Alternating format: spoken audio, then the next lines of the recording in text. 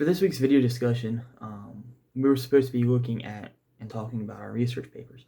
The research topic that I chose is looking at the role that religion played in the creation of the United States, in the lives of the founding fathers, and just what their beliefs were as far as the way that religion is, what religion is, and how religion impacted their lives and their decisions in creating the United States.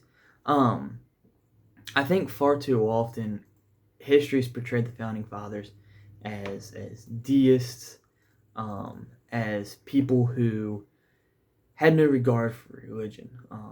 Men of the Enlightenment, men of Locke, Montesquieu, Blackstone, are certainly names that we hear get tossed around an awful lot in relation to the founding fathers. But I think it's really interesting when we look at especially the Constitution, for example. A University of Houston study was done, and I found it when I was doing my research, that said that 34% of all the quotes in the Constitution itself come from the Bible.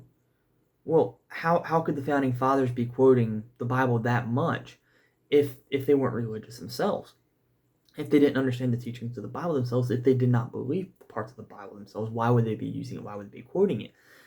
So the same study also showed that only 10% of all quotes in the Constitution come from Locke, Montesquieu, and Blackstone.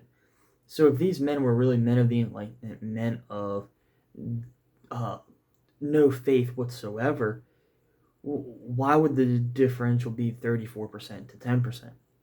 So that's one thing that I really took away from this, that really kind of made me be more secure in my research and what I was finding, knowing that the statistics were out there showing that indeed these men were religious.